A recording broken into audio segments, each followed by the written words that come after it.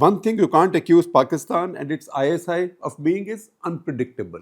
They have been, on the contrary, entirely predictable over the past 45 years since they started using terrorism as a weapon against India. We'll come later to the point of why we are starting 45 years back.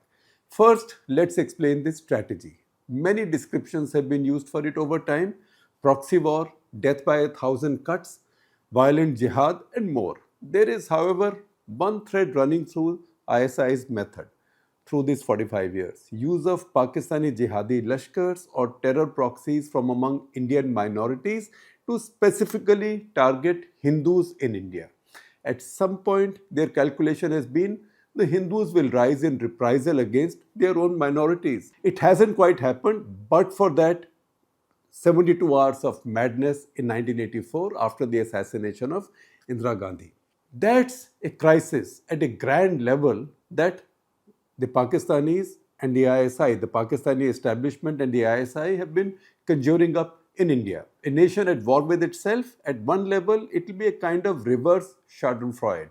You are at war with yourself just as we've been at war with ourselves. Schadenfreude for the Pakistanis, it's the Pakistanis talking.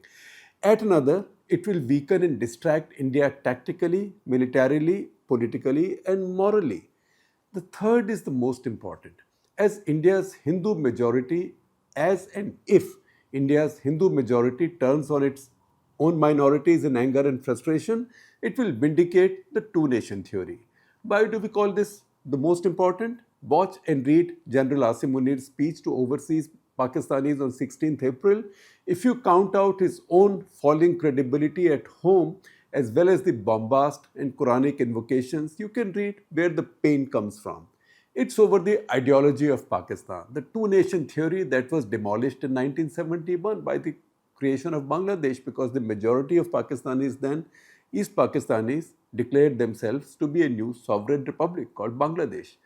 That ideology is under renewed challenge now by ethnic minorities in Pakistan's western provinces, the Baluch, the various sections of the Pakhtun. All of them are Muslims. All of them, 100% of them are Muslims. Many of them want out so much, many of them want out of Pakistan so much that they are willing to kill and die for it. So, how do you still make the case for the two nation theory and ideology of Pakistan? By proving that minorities, especially the Muslims, are persecuted in India. So, thank you, Qaid-e-Azam. Even if Jinnah would probably have balked at the general suggestion that Pakistan was formed on the basis of Islamic kalma, or maybe the properly anglicized Jinnah would have struggled to understand what this self-styled custodian of ideology of Pakistan is saying, given his really, I'm sorry to say so, bad English.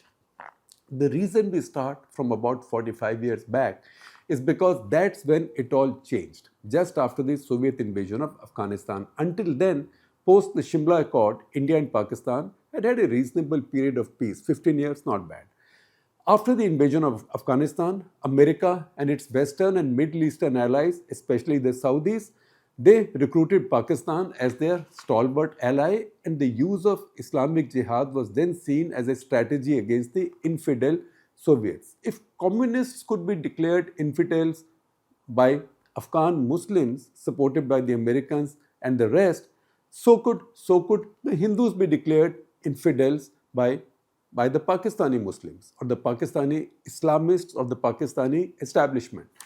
This started in about 1980-81 with the rise of Jarnail Singh Bhindranwale in Punjab. While initially his men targeted the police and members of the Nirankari sect, soon enough Hindus were in the crosshairs. The first instance of clearly targeted and segregated killings of the Hindus came on 5th of October 1983. A bus on its way from the small town of Dhilma to Kapurthala in Punjab was waylaid, 6 Hindus pulled out and shot. The whole country was in shock because nobody had seen such a thing since the partition.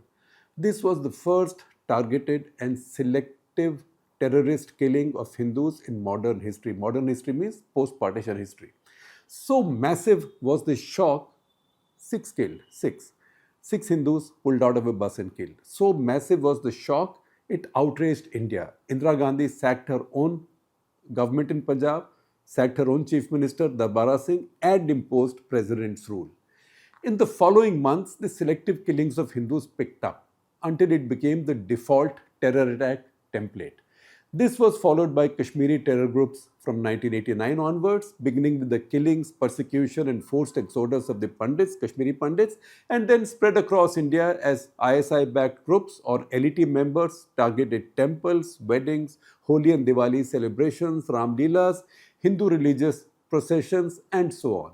At some point, an Indian terror group, though fully aligned with the ISI, also rose. The so-called Indian Mujahideen played havoc with serial bombings across India, including Delhi 2005, 62 killed, Jaipur 2008, 63 killed, Delhi again 2008, 20 killed.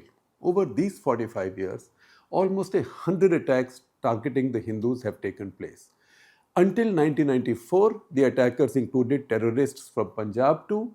Then in Punjab, terrorism ended. You can check out the South Asia Terrorism Portal SATP. It's very easy to navigate for definitive detail.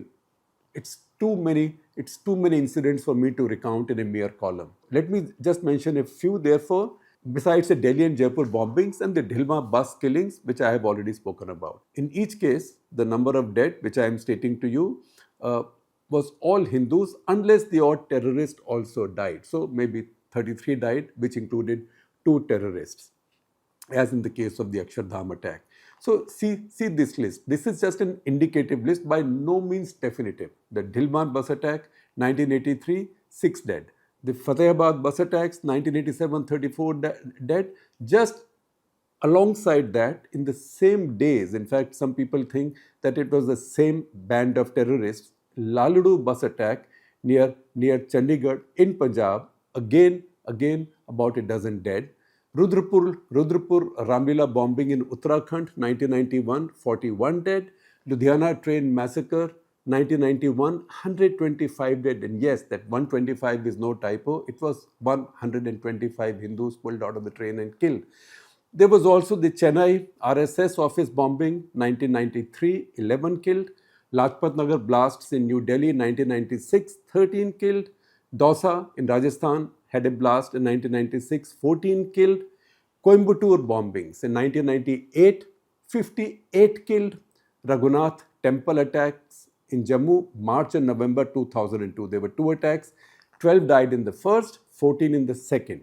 Akshardham temple attack, the big one, in 2002 in Gujarat, 33 killed. Nandi Marg massacre of Kashmiri Pandits in 2003, 24 killed. Delhi High Court bombings demanding the release of Afzal Guru in 2011, 15 killed, and so on. As we said earlier, this is just an indicative list out of more than 100 attacks, small and big. This also does not include a series of serial bomb blasts on the Mumbai rail network and, of course, 26/11. I would believe this sad pile of facts is enough to make our central point, that the ISI strategy has been to use its direct and indirect proxies to target Hindus in India. They want an outrage, they want Hindu anger, and a counter-targeting of India's own minorities by them. Further, even the whiff of it restores Pakistani army's popularity, especially when it's in the dumps like now. Even the whiff of the Indian majority targeting its minorities, this restores Pakistani army's popularity, especially when it's in the dumps like now. I will take you back to Bombay bombings of 1993. On the eve of the bombings, AK-47s, piles of AK-47s like this, and loads of grenades had been positioned in selected sensitive places by terrorists, including the home of actor Sanjay Dutt, for which he was jailed convicted. The idea was that, as with the post-Ayodhya riots which had recently taken place, the Shiv Sainiks would attack Muslim majority localities. The angry Shiv Sainiks after the blasts would attack Muslim majority localities, and there these weapons would be used by pre-designated people to slaughter hundreds, if not thousands of them, and maybe the hundreds of police. Who would then be able to put out the fire? It would set across India then. MN Singh, then a top cop in Mumbai, reminds us, until then, Maharashtra police did not have even one AK-47, so they would not have known how to deal with this. Sharad Pawar sometimes gets bad press for revealing to me in a walk the talk that he deliberately lied to say that one of the bombings was at a mosque. He wanted to buy time and get the police in place at sensitive points before any communal riots broke out, because he thought that if he said one bombing had taken place at a mosque, he thought people might think that maybe LTTE was behind this, because LTTE also was an active terrorist organization then. He wanted to delay the Hindu-Muslim reaction until he had his police in place to prevent any rioting. It was an astute and audacious move from an experienced leader.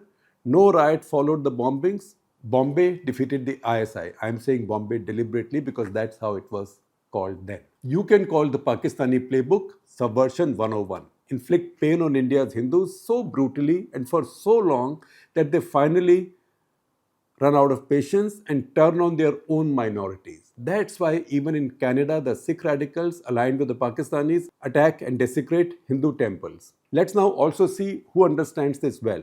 We can list people ideologically as far apart as Prime Minister Narendra Modi and the RSS and Asaduddin Owaisi. Modi, in his speech in Bihar, did not use the word Hindu, Kalma, or anything that would indicate a communal aspect. There was no communal trigger. It was an extremely wise move, in my view, in this national interest column. Was it a mere oversight? Bhul gaye?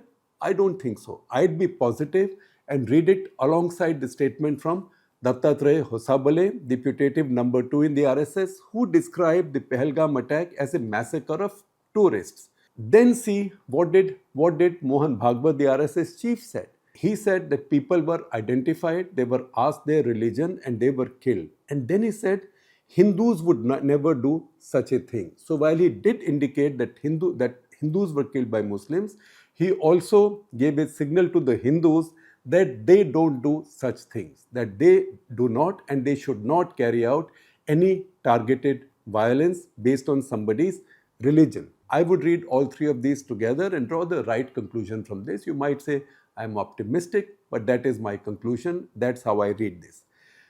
I think these are experienced people and they know how important internal stability and calm and harmony is for India at this critical juncture. This is also why Owaisi is using language for terrorists. Nobody in our politics, not even on the farthest right of the BJP or the warrior channels, is using kutte, kamine, haramzade, dogs, rascals, bastards. Although rascals, I think, might be a mild translation and not a fully apt translation of kamine. Kamine is much worse, much tougher. Owaisi is speaking like this because he knows the Pakistanis have delivered massive pain on the Hindus selectively. He wants to tell the Hindus that Indian Muslims stand alongside them. They are fellow citizens, not rejoicing enemies. The Pakistanis and their ISI have again put the Indian majority's patience under incredible pressure. It is just another, if the most brutal chapter in a playbook that has failed for more than 45 years. It is for us Hindus to make it fail again. We have only one country to call our own, after all, and you can call it India or Bharat, whatever you choose. And we have existed for more than 5,000 years. We were not created the other day based on some divisive ideology.